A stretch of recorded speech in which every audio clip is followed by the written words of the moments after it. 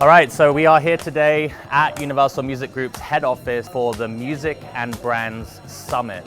At the moment, music is a big part of culture, and this event is really bringing industry leaders from the music industry, the creative industry, fashion, brands, creators, you name it, coming together to learn, share, and connect. We've got different brands here from Diageo, Unilever, King Games, Sidemen Entertainment, the biggest YouTube creator collective at the moment with new shows on Netflix. We're going to be talking about shifting the consumer mindset from hype to habit. How can you be engaging in this noisy world? We're also going to talk more about driving cultural resonance with Gen Alpha as we round out the day and how that new generation can get involved with some of the most senior brand leaders in the world today. And then sneak peek, a few of the most senior leaders then will be going to a VIP dinner at the Cole office for an amazing kind of networking, drinks, the best food ever. So yeah, a packed day, we're looking forward to it, and let's get to it.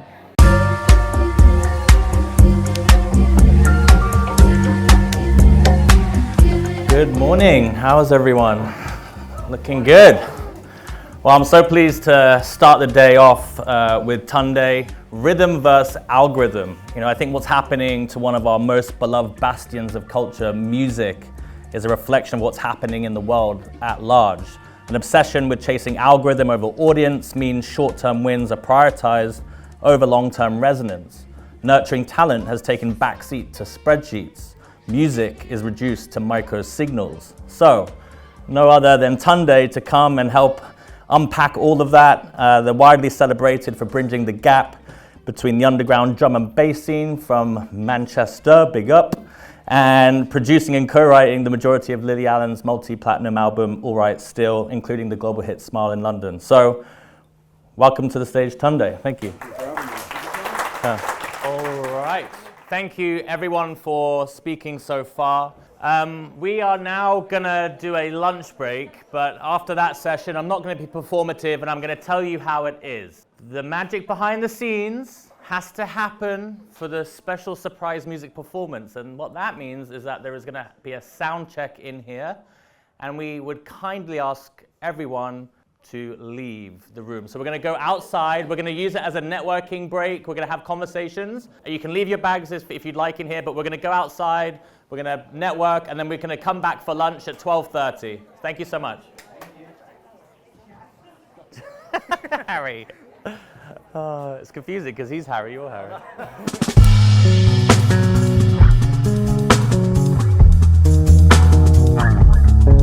All right, so great first half of the day. We've just had a bit of a lunch break right now, but to give a recap of the morning, we had some excellent sessions. We heard from brand leaders at Unilever, Diageo, really interesting session with Tunde that I'd moderated. Some really interesting sessions, and you know, just then as we broke for lunch, we had the CEO of Sidemen Entertainment talking about their collaborations and about being honest and don't be performative. You know, they've got huge audiences, you know, people between the ages of 26 to 34, and I think sometimes brands, when they're trying to work with culture, they try to be secret about it, and then it just doesn't land in the right way. So it was quite a provocative panel. You know, him just saying now for them, you know, they worked with Lego and they're just very upfront about the partnership, telling the audience that we're in collaboration. And I think, you know, people appreciate authenticity more than anything. One of the global brand directors of Unilever on there talking about kind of their different work that they've done. And she just highlighted, you know, a great campaign with Adidas, and the World Cup's coming up shortly as well. So yeah, some really interesting panels. There's a lot more happening this afternoon. And this is what it's all about. You know, it's about bringing like-minded people together. You know, we take great pride in curating the room. For me as well, you know, thinking about Creator Sports Club, there's a lot of different brands and, you know, people that are representing big creators here. So that's exciting for me to kind of share what I'm doing with the launch of Creator Sports Club coming up. You know, how can we find the right partners and people that can help really maximize that launch is super important. Yeah, I feel like how cool the Universal Music building is and the crowd, and so yeah, let's have a great rest of our day. All right, we are here in the lobby of Universal Music Group in King's Cross. I'm pleased to introduce Harry Morris, a legend, who's our host for the day. Super excited to be partnering with them to bring together music, culture, brands at an incredible event. Harry, what was so interesting to collaborate on this event for you? We've been to many of your events before, which are always of such a high quality, and like the amazing marketing leaders that you get inside buildings like this was such an appealing thing for us. Also, there's so much crossover between the brands that you speak to, the brands that we speak to, and then the general themes that you talk about within culture, entertainment, and music, which is obviously everything that we do within this building. So it's made complete sense. It's been great working with you, of course. So pleased to be putting on this amazing day of panel discussions. And in your role, like you work with a lot of different brands. I mean, what are some of the kind of the key themes or topics that you're seeing in your conversations and then you're seeing being shared on stage today? So our work is all about your positioning brands within music and culture. One thing that comes up is that buzzword culture, which some people know what it means, some people have a different idea of what it means. So today it's talking about lifting mid and what culture actually is for brands. Also, one of the most important that we've been discussing is what that means for all brands from different sides of the spectrum, whether that be in F&B, tech, automotive, different audiences. So we've been covering all of that today. And it's mainly about looking out in the world now, what does entertainment mean for a specific audience demographic or territory, and how we can define that within music. So in your role, you're working with a lot of the cool artists, different major brands, and what would be one great example of a collaboration that you have worked on? So one thing that we try and do when we're doing our artist partnerships is not look at it through one specific touch point. It's about how we can make sure it lives beyond an artist ecosystem, whether it aligns with their merchandising, with their audience, with their touring. And it has to make particular sense, and it's a surprise as well. We try not to make our artist partnerships so obvious. So one thing that we did last year is we partnered Post Malone with the brand Oreo, which included a full content series, a full advertising campaign, but also a limited edition Post Malone branded Oreo cookie, which actually sold out within 24 hours. So it's the fastest selling product that Oreo have ever sold in collaboration with an artist such as Post Malone. And it's one of those nice partnerships where it's a surprise. When you think of Post Malone and Oreo, it does make sense, but it may not be the partnership which you may have thought of before you thought of Oreo and an artist. So, well, thanks. Excited for us today. Thank you. Thank you. So at the end of the day now, we've got a special music performance, which is super exciting.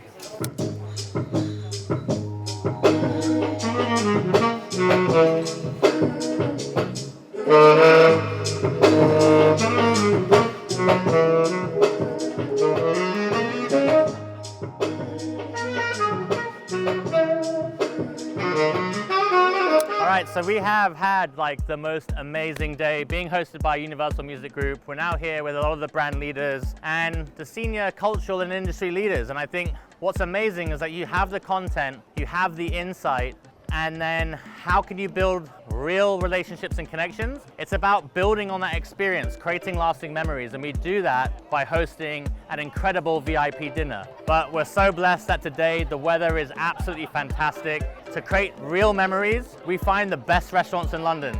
So we're here at the Coal office in Coal Drops Yard. We're going to be hosting people for drinks, networking, and having an amazing time. So come on in. I'm here with speakers that have been on our panel, and we'd just love to get some idea from you guys on how you found the day and what's been the most important kind of takeaways for you. Charlie? I love being in a room with different people from different industries. I work a lot in sport. It was very music-centric today, and I really love learning from different industries. So it was great to hear different points of view. I also had heard from a lot of speakers that I've never actually met before. So again, just sitting there and listening and learning, and I made so many notes. And just a room full of really good people, and a margarita at the end of it. Met so many interesting people from different areas within industry, and it's just always good to get different perspectives from people from all over the place, and just had a great time. We've literally plucked you away from that deep, dark studio. I mean, if you found it useful, I know we had our session at the beginning of the day. We've recorded that, so I'm excited to share that with you later. But like, what are your takeaways? What are your thoughts about people coming together to share? Well, I think we've probably been banging on about these conversations, or having these conversations for the past 10 years. And to come out of this cabin cave and to see these like-minded, brilliant people who are having the same conversations was like quite heartwarming. The idea of like, it starts with an idea, it starts with culture, and it's not about what the numbers are, how much you can sell. It's about how much you can create, how much you can inspire, which was sort of nice. Just have to mention it was Henry's first ever panel, and he absolutely nailed it. Thank you very much. So well done, Henry. I'm here with the one and only Layla Fatah, who has joined us on stage today. Yeah. She is amazing, but also a bit spicy, a bit provocative. And, if she gives you a good compliment, you got to take it seriously. So we'll get into that shortly, but I'd just love to give a bit of background and then the book that you recently written. Yes. First of all, to say that I'm old. I'm 52, so I've got a lot of experience from pre-internet, which I think people still get really shocked about. Harry's laughing at pre-internet, but it's really important to understand. I guess I've seen lots of different changes in communications, in marketing, from before there was digital, which everyone's obsessed about, all the way through to now, which was really interesting. We'll come into that Gen A piece at the end. Feels like we're coming back. We are, but a big foundation of your career was working at Adidas Originals. Yes. In the book, you articulate the culture stack. So explain what the culture stack is. So for me, the culture stack is really how people see your brands. If you're in branding. And I guess there's a little bit, even before Adidas, I had a 10-year company where we worked with people like Carhartt and Vice, so very sort of culture-led brands, was headhunted by Adidas to look after their global PR, social and content for Originals, and then was headhunted by Diageo, created their first culture and entertainment department across the portfolio. So I've been in it for a long time. And then I created Platform 13 because I was like, big brands need a different kind of partner. That can fit the gap between what the traditional agencies do and what they need in culture, and that's what Platform 13 is. Adidas Originals, Diageo, but then there was still something missing in the industry. Yeah. So what was that for you to want to create a solution for at Platform 13? So for me, it was brands wanting to be relevant. It was relevant. But how to do it in the right way? And do it in the right way and do it respectfully and with mutual benefit. And to make sure that the cultures they were trying to sell to, they were also investing in and being part of. And I felt like I just needed someone, maybe they needed someone who had come from that before, so could speak the languages. So speaking the language of corporate, what they needed, but also speaking the language of what culture, creators, creative people needed, because sometimes that translation service was a problem. Yeah. There was a problem with the brief. There was a problem with how they worked together.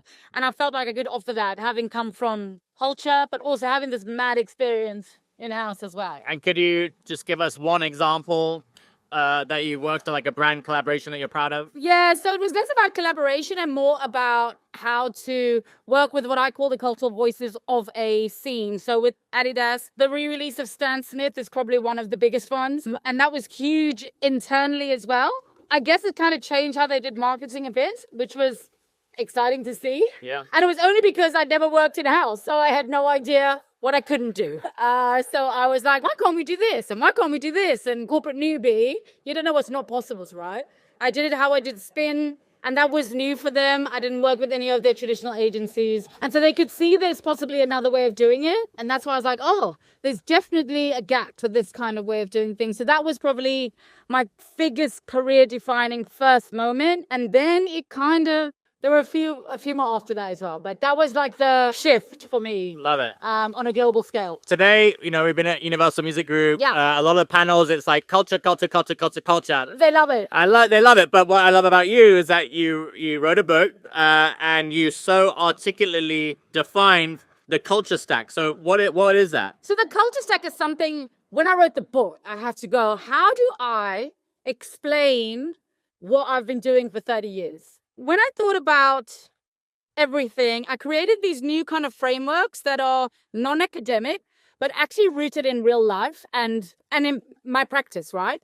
And the first thing I wanted to explain was how people see brands, how they perceive the messages you're putting out, and why things are created the way they are. And so I looked at what I call the culture stack, which is the stack of your inherited culture, whatever that might be, where you're born, if you're queer, and you've got green eyes, things you can't select. And then once you can start selecting things like music and fashion, skateboarding and Korean food, that stacks on top of what's foundational. So you see the world through that, and you make your decisions on brands who are in the fandoms of the interest cultures and trying to be part of, you look at those brands and you decide whether you're going to be with them or not. You are then dictated by someone else's culture stack.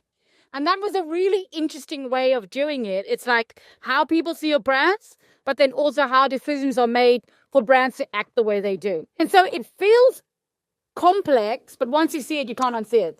Everyone's got one as well. Yeah, I love that. And, we've had an incredible day today, hosted by Universal Music Group. Lots of fantastic panels. Why? Energy's been all... I love that. Alec. Thank you. But why is it important to bring people together to have these conversations? Because you can only, this is almost a community on its own, you know what I mean? And you've got to be able to have hard conversations in communities. And for me, I guess I get frustrated with words like communities and cultures and creators and influences, and we all need to speak the same language. And I think at the moment it's been appropriated incorrectly. And I just want to make sure that it's never just extracted, and it has to be invested in properly as well. So I'm here to kind of share my experiences and show how it can be a growth driver for brands as opposed to just like an output in marketing. Well, you've done that so well on the panel. And as a last question, I mean, was there one kind of insight or takeaway that you had from today? So I really loved all of it, actually. And I learned, I've taken notes. Look, Oh, great. I think what I really enjoyed was the last session around Gen A. Yeah, And- it kind of brought it back. But what Yeah, we had lots of conversations around different big brands and the adult consumer, and then Sarah Borman did such a fantastic job Big job. talking about how Universal Music Group is, working with Gen Alpha. Yeah. So, And what I really liked about that was, she said it really clearly. She's like, don't stereotype them. And we tend to do that in marketing. We put people into different boxes. But it doesn't work like that in real life. It's not like that in real life. So I think sometimes I just get frustrated that everything is segmented into these neat little boxes. But culture's about people. And people don't really fit into these boxes like that. So that was really impactful for me.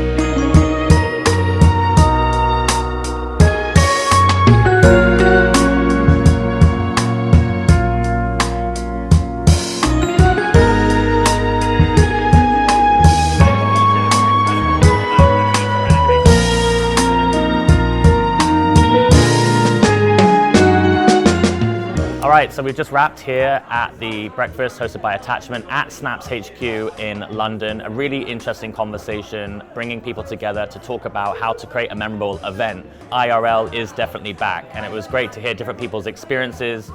We had a live performance and just being in the room. And I think, I'm here obviously to network and meet. We work with Attachment and we put Wyclef Jean with him for Cannes Lions. I'm also here talking about Creator Sports Club. I've just met a couple of people from different influencer agencies, really loving the concept and the idea.